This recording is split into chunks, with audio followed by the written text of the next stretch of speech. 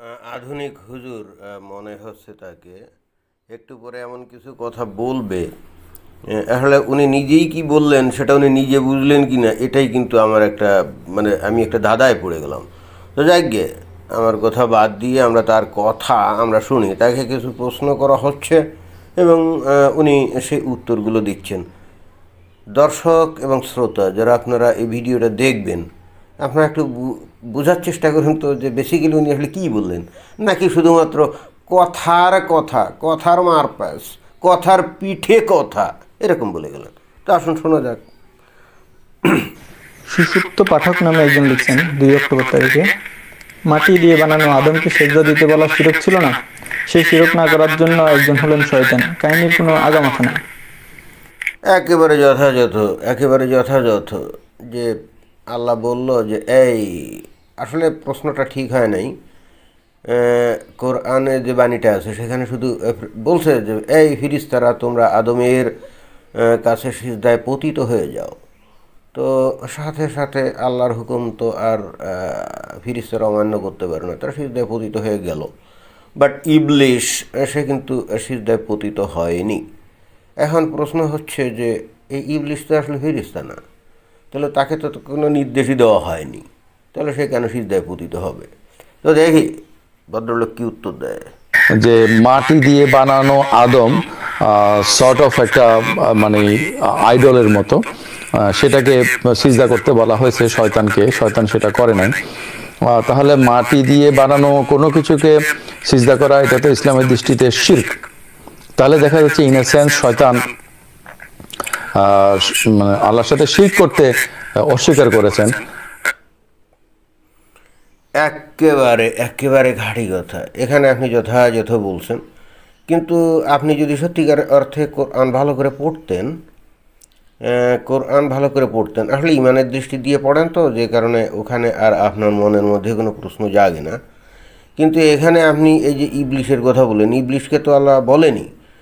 ওই আয়াতে পরিষ্কার বলা হচ্ছে যে ফিরিস্তা, মানে আল্লাহ বললেন ফিরিস্তাদেরকে তোমরা আদমের নিকট সিজদায় পতিত হয়ে যাও। তো ওখানে নির্দেশটা তো দেওয়া হচ্ছে ফিরিস্তাদেরকে। এখন আধুনিক হুজুর, এমনি তাহলে অনেকটা আধুনিক হুজুর, তাই না? তো আধুনিক হুজুর, ওখানে কি ইবলিশকে আসলে নির্দেশ দেওয়া হয়েছিল নাকি? ইবলিশ তো ফিরিস্তা না। মনে করেন যে আপনি একজন শিক্ষক, আপনার ক্লাসে মনে করেন যে 10 জন সায়েন্সের ছাত্র আছে আর 5 জন মনে করেন আর্টসের ছাত্র আছে। আপনি বলেন এই যে বিজ্ঞান শিক্ষার্থীরা তোমরা এই রুম থেকে বের হয়ে পাশের রুমে যাও। তাহলে এই জায়গায় তো আর্টসের যে ছাত্র তারা তো যাবে না। তাহলে তো আল্লাহ নির্দেশ দিচ্ছে ফিরিস্তাদেরকে, ফিরিস্তারা সিজদায় পতিত হলো। ওখানে ইবলিশ তো ওই ফিরিস্তাদের পর্যায়ভুক্ত না, তো ইবলিশকে তো নির্দেশ দেওয়া হয় নাই। সো হাউ ডিড ই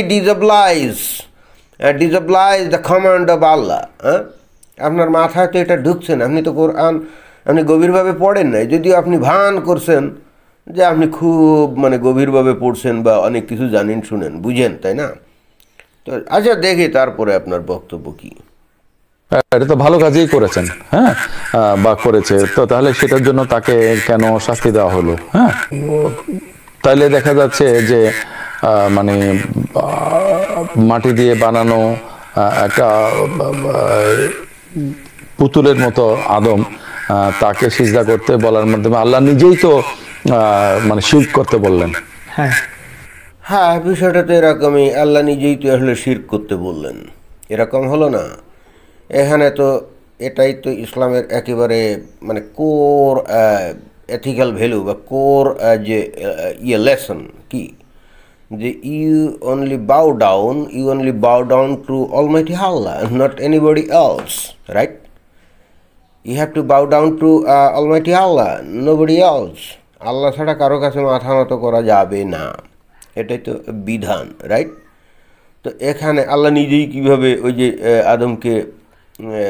আদমকে সিজদা দিতে বলে, ওই যে ফিরিস্তাদেরকে কীভাবে সিজদা দিতে বলে যে তোমরা আদমকে সিজদা দাও, তাই না? আসলে এখানে এই যে বিষয়টা হচ্ছে কি জানেন আধুনিক হুজুর, বান করছেন আপনি একজন বিশাল ফিলোসফার। ইসলাম যেহেতু অ্যাব্রাহামিক রিলিজিয়নের ধারা একটা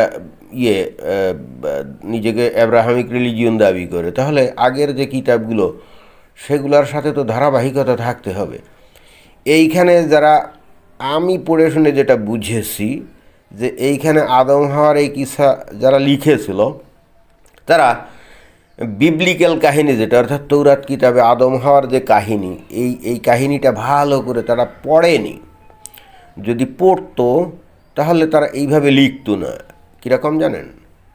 ওই যে বিবলিক্যাল ধারার তৌরাত কিতাবে কী আছে, আদম আর হাওয়াকে তৈরি করলো, তৈরি করে ওই যে ইডেন উদ্যানে ছেড়ে দিল, রাইট? ইডেন উদ্যানে ছেড়ে দিল, এবং এই ইডেন উদ্যানটা কিন্তু বেহেশত না, এটা দুনিয়ারই কোনো একটা জায়গা।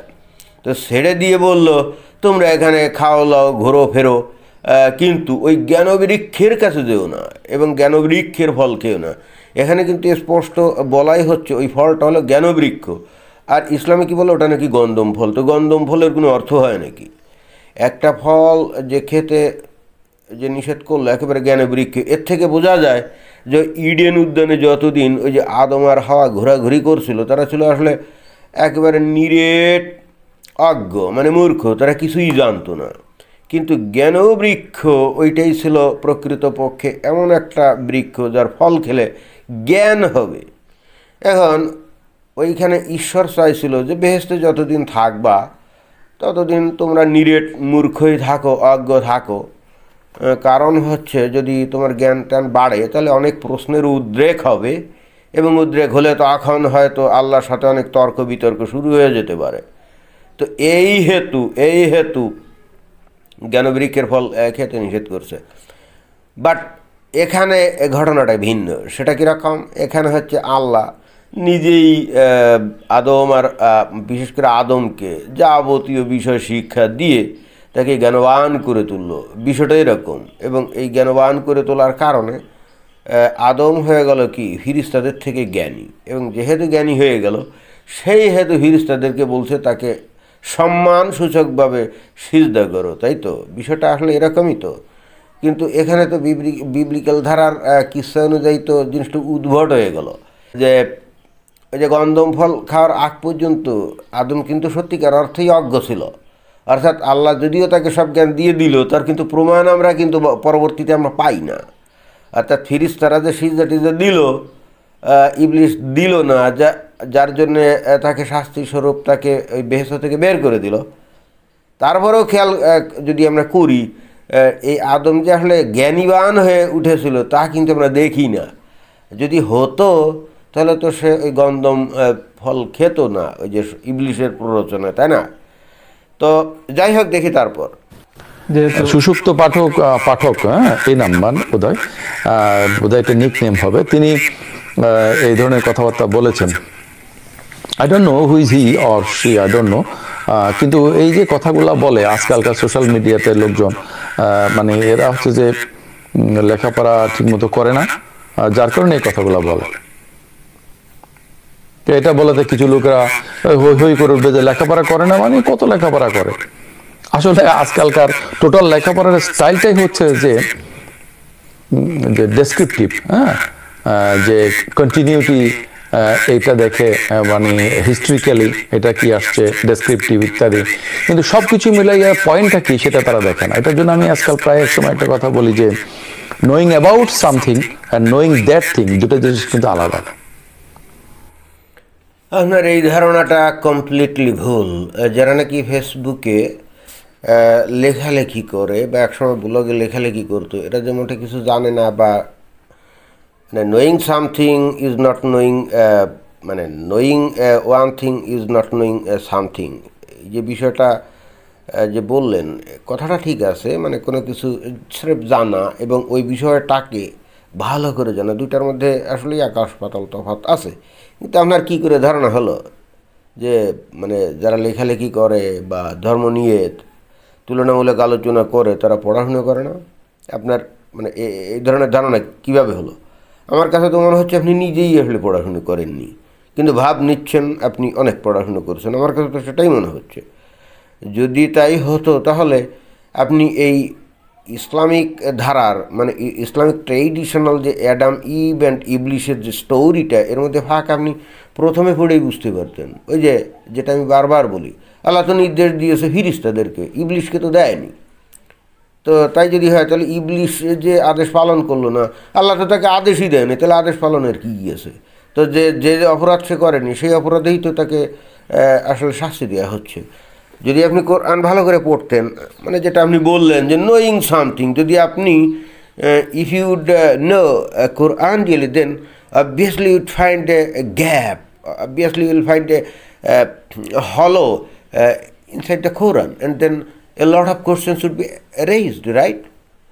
তো আমার কাছে তো মনে হচ্ছে আপনি নিজে ডিপলি কোরআন পড়েননি, নিজেই পড়েননি, অন্য লোক পড়ছে কি পড়েন নাই, তারা ডেসক্রিপটিভ, হ্যাঁ ঠিকই আছে, অনেক লোকই আছে ডেসক্রিপটিভলি এইটা করে যে একজন ব্যক্তি যেমন, বরং হ্যাঁ এই যে হুজুররা এই যে বিভিন্ন বিজ্ঞানীদেরকে নিয়ে বা বিজ্ঞানের তথ্যকে নিয়ে এই যে ওয়াজে যে ব্যাপকভাবে কথা বলে, ওরাই আসলে ডেসক্রিপটিভ কথা বলে। কারণ খালি হয়তো আইনস্টাইনের নাম শুনছে, আপেক্ষিক তথ্যের নাম শুনছে, ব্যাস ওই পর্যন্ত ওইটাই বলে, বাট আপেক্ষিক তত্ত্ব কি এইটা তারা জানে না।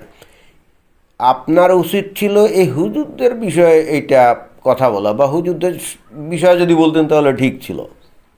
কিন্তু ব্লগে বা ফেসবুকে যারা লেখালেখি করে, মানে নিবন্ধ টাইপের, তারা পড়াশোনা না করে লেখে, এরকম ঠিক না। এদের অধিকাংশ লোকই ভালো পড়াশোনা করে এবং এর ভিতর বাহির ভালো করে জেনেই তারপরে লিখে।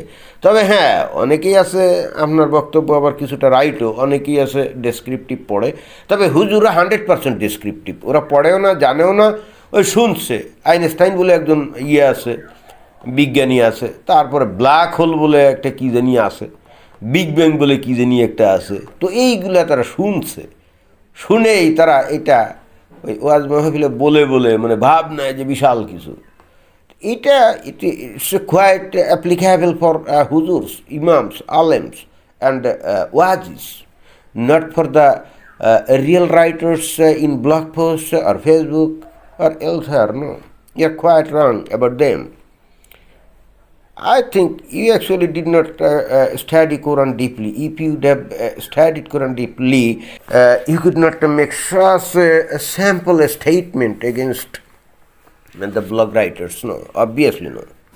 এটা ইটসেলফ শিরক কিনা, তাই যদি হয় তাহলে তো আদমের ঘটনা, আদম এবং শয়তানের ঘটনা ছাড়াও আমরা দেখি যে সূরা ইউসুফের মধ্যে ইউসুফ আলাইহিস সালাম স্বপ্ন দেখেছেন যে চাঁদ, সূর্য এবং 11টা নক্ষত্র ওনাকে সিজদা করছেন। এরকম হাদিসও পাওয়া যাবে যেখানে আল্লাহ রাসূল বলছে যে, আরে মহা মুশকিল যদি স্বপ্নে দেখে থাকে। আর কোরআনে এই সমস্ত কথা বললাম না যে বিবলিক্যাল ধারার বিষয়গুলো সম্পর্কে এই কোরআন রাইটারদের সম্যক আইডিয়া না থাকাতে এগুলো লিখছে আর কি, এইগুলো লিখছে। যেমন এই যে বিবলিক্যাল ধারা তৌরাতে কিন্তু ওই কোনোভাবে ওই যে ফিরিস্তাদেরকে কিন্তু বলেনি সেখানকার ঈশ্বর যে তোমরা ওই যে আদমকে সিজদা দাও, এই ধরনের কথা বলেনি সেখানে, ঠিক আছে? তো এখন বিষয়টা হচ্ছে যে কোরআন যারা লিখছিল তারা যেহেতু তৌরাতের কাহিনীগুলো সঠিক ভালো মতো জানতো না, সুতরাং লিখতে গিয়ে তো এখন এলোমেলো হয়ে গেছে। কিন্তু পরবর্তীতে যারা নাকি ইসলামটাকে ভালো মতো এস্টাবলিশ করছে, বিশেষ করে আমরা যখন হিস্ট্রিক্যাল জিওগ্রাফিক্যাল যে ডেটা অ্যানালাইজ করি, then we'll find that actually Islam was established by Abdullah al-Malik, an Umayyad Caliph, right? Almost at the end of 7th century. এবং তখন তারা তাদের একটা নিজেদের আইডিওলজি তৈরি করে যে তারা যে একটা ইসলামী সাম্রাজ্য তৈরি করলো। ইসলামী সাম্রাজ্য আসলে না, আরব সাম্রাজ্য তৈরি করলো। এবং তখন এই আরব সাম্রাজ্যের একটা আইডিওলজি দরকার ছিল, যেমন বাইজেন্টাইনদের দরকার ছিল। মানে বাইজেন্টাইনরা যেরকম তাদের ইডিওলজি খ্রিস্টিয়ানিটিকে ইউজ করতো, আর পূবে যে পার্সিয়ান সাম্রাজ্য তারা যেমন জরস্ট্রিয়ান ধর্মকে তাদের ইডিওলজি হিসাবে তারা ব্যবহার করতো। তো মাঝখান দিয়ে যখন আরবরা বিভিন্ন জায়গায় জিতে একটা মোটামুটি সাম্রাজ্য স্থাপন করে ফেললো, then needed an ideology, and they invented a new ideology attacking a lot of things from paganism, from Christianity, from Zoroastrianism, and so on. And that's why who actually compiled the Quran, they had no any deep knowledge about Torah, and that's why while describing the stories written in Torah, and they actually distorted the stories. Very simple. যারা নাকি মানে কোরআন সংকলন করতে গেছিল সেই সপ্তম শতাব্দীর শেষ দিকে যখন ইসলাম সাম্রাজ্য মানে আরব সাম্রাজ্য প্রতিষ্ঠিত হলো, তো তাদের তো একটা ইডিওলজি দরকার ছিল। তখন তো ইডিওলজি ছাড়া একটা সাম্রাজ্য চলতো না। তো হঠাৎ করে তারা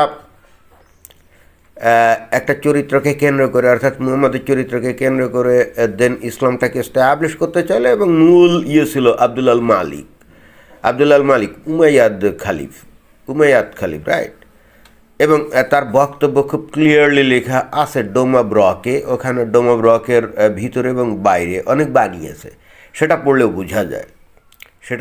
বোঝা যায়। এবং সেখানে সম্পূর্ণতই এই যীশুখ্রিস্টকে নিয়ে কথা লেখা আছে এবং বলা হচ্ছে যীশুখ্রিস্ট একজন নবী, অতএব পরবর্তী মানে আর একজন নবী আসছে বা এসে গেছে ইত্যাদি ইত্যাদি। ওখানে যীশুখ্রিস্টকে আসলে ডিনাউন্স করা হচ্ছে, অর্থাৎ এরা অনুপ্রাণিত হচ্ছে বেসিক্যালি এই বিবলিক্যাল কাহিনীর ধারায়। কিন্তু যখন কোরআন সংকলন করতে গেছে, তো যখন তারা সেটা লিখতে গেছে, তখন ওই যে তৌরাত কিতাবে যে কাহিনীগুলো আছে না, অনেক কাহিনী আছে, তো ওইগুলো যেহেতু গভীরভাবে তারা জানে না, শুনছে, তো শুনে যখন কাহিনী লিখতে যাবে, তখন তো ওখানে কাহিনীর মধ্যে অনেক ডিস্টরশন থাকবে, তাই না? অনেক গ্যাপ থাকবে, অনেক বিকৃতি থাকবে। এবং পরবর্তীতে ইসলামকে একটা তৌহিদিবাদী ধর্ম হিসেবে প্রতিষ্ঠিত করতে যখন যায়, তখন এই ঘাপলাগুলো শুরু হয়। আর তখন তো ওই যে ইসলামে প্রশ্ন করা নিষেধ, প্রশ্ন মোটে করা যাবে না, রাইট? আর ইসলাম যদি কেউ গ্রহণ না করে, তাহলে কি করতে হবে? ওই যে সূরা তাওবার 5 নম্বর আয়াত অনুযায়ী অথবা 29 নম্বর আয়াত অনুযায়ী বলা আছে না, যুদ্ধ করা হলে কিতাবের ওই লোকেদের বিরুদ্ধে, অর্থাৎ ইহুদি আর খ্রিস্টানদের বিরুদ্ধে, যতক্ষণ না তারা ইসলাম গ্রহণ করে, অর্থাৎ ইসলাম গ্রহণ করেননি, এটাই তাদের অপরাধ, এবং এই জন্য তাদের উপরে আক্রমণ করতে হবে। তো ধর্মীয় বিষয়গুলো কি আক্রমণ করে মানুষকে ধর্মে আনা নাকি? তাদেরকে তো কনভিন্স করতে হবে যে দেখো, তোমাদের তৌরাত কিতাব অনুযায়ী বা ইঞ্জিল কিতাব অনুযায়ী এই হযরত মুহাম্মদ নবী, দেখো এই বিষয়টা তো আসলে হবে এরকম। কিন্তু why applying force was the core doctrine or the final doctrine of Islam at the end of the life of Muhammad. Why? Because this Surah Tawbah was revealed at the end phase of Prophet Hazrat Muhammad sallallahu alaihi wasallam, and then why did he reveal this type of forceful law? That if somebody doesn't accept Islam, you will apply force over him and force him to convert to Islam. Why Islam will be actually a religion that will be applied to everybody by force? এর তো কোনো অর্থ থাকে না। এবং এটা বোঝা যায় যে যখন নবী একেবারে প্রথম দিকে, মানে আসলে যারা নাকি এই ইসলামের বিষয়গুলো রচনা করছে, একেবারে প্রথম দিকে যখন ছোট ছোট রেইড করে বিভিন্ন জায়গায় আক্রমণ করতো না, আসলে শুরু তো সেভাবেই হয়। তো তার আগে যখন এই বিষয়গুলো নিয়ে বলা হতো, তখন তো বলা হচ্ছে যে তোমার ধর্ম তোমার কাছে, আমার ধর্ম আমার কাছে, তারপরে দিন নিয়ে বাড়াবাড়ি নিয়ে এই বিষয়গুলো আছে না। আসলে এই জিনিসগুলো যে কখনো হয়েছে বা বলা হয়েছে, সেগুলো বোঝা যায় না।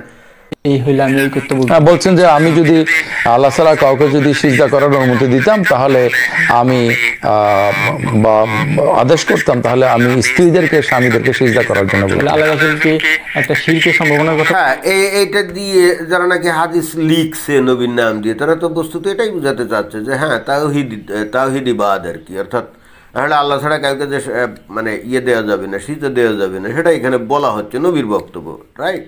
তো তাই যদি হয়, তাহলে আল্লাহ যে ওই ফিরিস্তাদেরকে সিজদা দিতে বললো, এটা তো ওয়ান কাইন্ড অফ শিরক। অ্যান্ড দেন ইবলিস did not bow down his head to Adam, right? এর অর্থ কি? অ্যাকচুয়ালি ইবলিস did not do any shirk because he thought, how can I bow down to a human being made up earth? মাটির তৈরি একটা মানুষের কাছে কীভাবে আমি সিজদা দিতে পারি? একমাত্র আল্লাহর কাছে আমি সিজদা দিব। That's why actually Iblish followed the ডাক্ট্রিন of তৌহিদিবাদ, right? তৌহিদিবাদটা তো একমাত্র ইবলিশই তো অনুসরণ করলো। একটা জিনিসকে আপনাদের হোলিস্টিক্যালি দেখতে হবে। তাহলে আমরা যেটা করতে পারি যে হ্যাঁ, ইসলামের মধ্যে এবার এখানে বলেছে, তাখানে উল্টা কথাবার্তা বলা আছে, it is a compilation of contradictory proposition. তো এটা একটা উল্টাপাল্টা কাজ হলো না? সব কিছুকে লজিক দিয়ে দেখার চেষ্টা করা। এই দৃষ্টিতে তুমি দেখবে যে কারোর মধ্যে কোনো ভুল পাইবে না। সবচেয়ে অন্যায় যে কাজটা যে করেছে তা সে এটা করার পিছনে একটা কারণ আছে। কিন্তু সামগ্রিকভাবে যদি আমরা যদি পুরো বিষয়টাকে দেখি, তখন এই জিনিসটা আসলে টিকে কিনা, যেটাকে আমরা বলি হলিস্টিক অ্যাপ্রোচ। হ্যাঁ, এটা তো হলিস্টিক অ্যাপ্রোচ যদি আমরা দেখি, তাহলে আমরা বুঝতে পারি যে এটা আসলে শিরক করার জন্য হুকুম না। আচ্ছা, এখন এটা কোন ধরনের কথা বললেন? এটা আপনি কোন ধরনের কথা বললেন? হ্যাঁ, এটা আমরাও জানি বা আমরাও বুঝি যে এটা শিরিক করার জন্য এই অ্যাপ্রোচটা না, ইটস ওকে, ফাইন। কিন্তু রিচুয়ালটা তো শিরক করার মতোই নাকি? আপনি মনে কি আছে সেটা তো ভিন্ন জিনিস, কিন্তু আপনি বাইরে থেকে যে জিনিসটা করছেন, তো এটার সাথে মনের বিষয়টার সম্পর্ক তো থাকে না, মানে কম্বিনেশন তো থাকে না। আপনি হয়তো কোনো একজন লোককে দেখা হলো, তার পিঠে প্রচণ্ড জোরে একটা ঘুষি মারলেন এবং মেরে আপনি কি বললেন জানেন? সে তো প্রচণ্ড ব্যথা পেয়ে মানে চিৎকার করে উঠলো। তখন আপনি কি বললেন জানেন? না না, আমি তো আসলে তোমাকে ব্যথা দেওয়ার জন্য তোমাকে ঘুষিটা মারি নাই, বুঝছেন? তো এটা কি বলা যায়? মানে এটা কি বলা যায়? এটা এটা কোনো লজিক হলো? বা এটা কি বললেন আপনি? আল্লাহ অবশ্যই, আমরাও জানি বুঝি যে অবশ্যই আদমকে সিজদা করা মানে এমন কোনো আদেশ করেনি ফিরিস্তাদেরকে যেটা নাকি শিরক হয়। কিন্তু যেভাবে কথাটা বলা হচ্ছে, এইটা কি মানে significantly doesn't it show that it's one kind of ritual that actually proving a শিরক?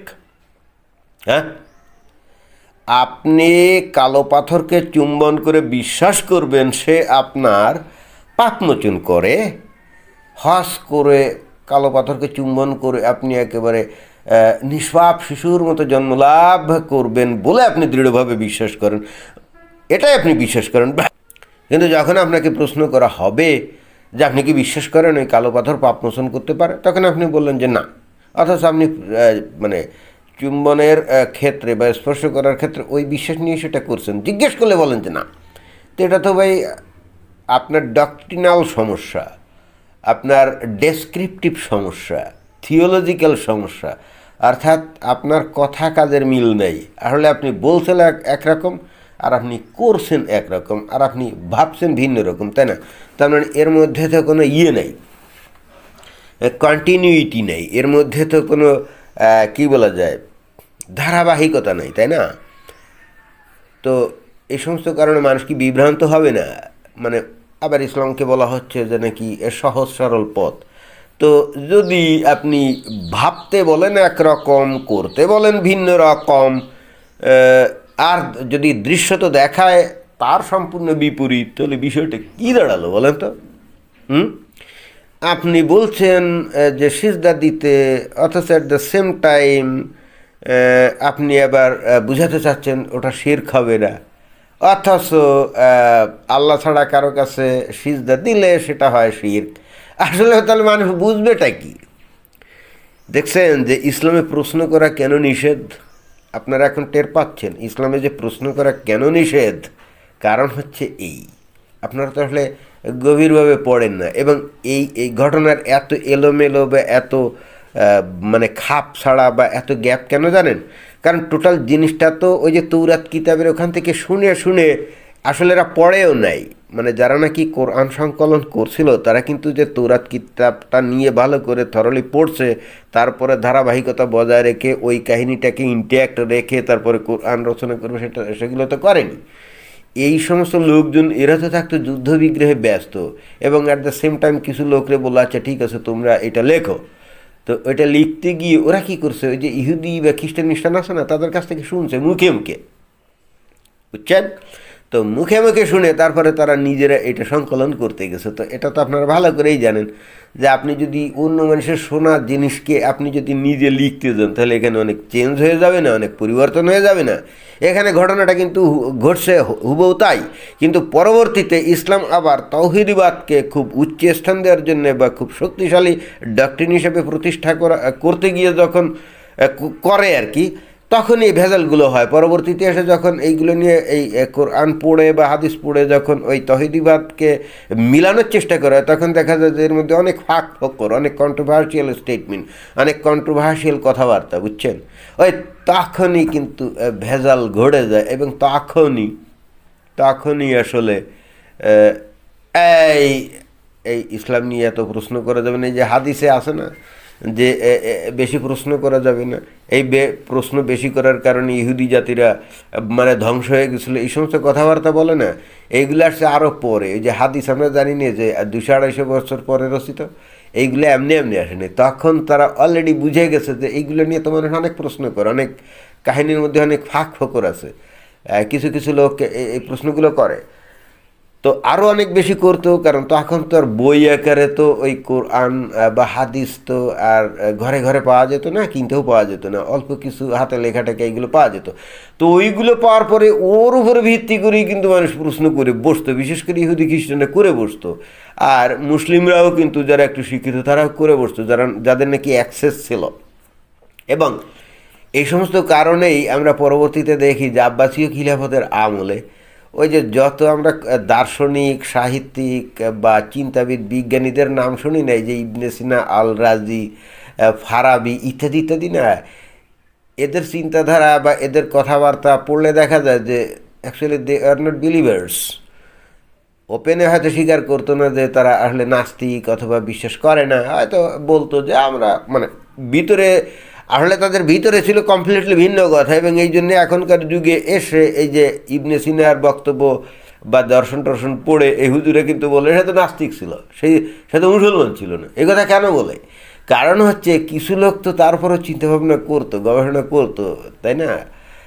লজিক্যালি তারা চিন্তাভাবনা করতো, রেশনালি তারা অ্যানালাইজ করতো, এবং করতে গিয়ে এই ফাঁক ফোকরগুলো তাদের নজরে পড়ে এবং তখন তারা এইটা মানতে পারেন, এবং তখনই তারা আসলে ভিতরে ভিতরে হয়ে গেছিলো, মানে ইসলাম ত্যাগ করে ফেলছিল। এটা কিন্তু একেবারে মানে আপনি যদি হিস্ট্রিক্যালি যদি আপনি অ্যানালাইজ করেন তাহলে একেবারে খুব পরিষ্কার বোঝা যায় যে কেন এরকম হয়েছিল।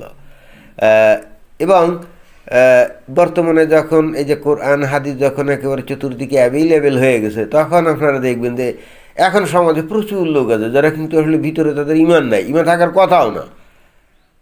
কথাও না, কিন্তু তারা দেখবেন যে তারপরও শুক্রবার হলে নামাজ পড়তে যায় বা মাথায় টুপি দেয়, তারপরে হজেও যায়, তারপরে দেখবেন যে ওই ঈদের মসজিদে ঈদের নামাজে জমায়েত হয়, এগুলো করে, but they don't have any faith in their heart.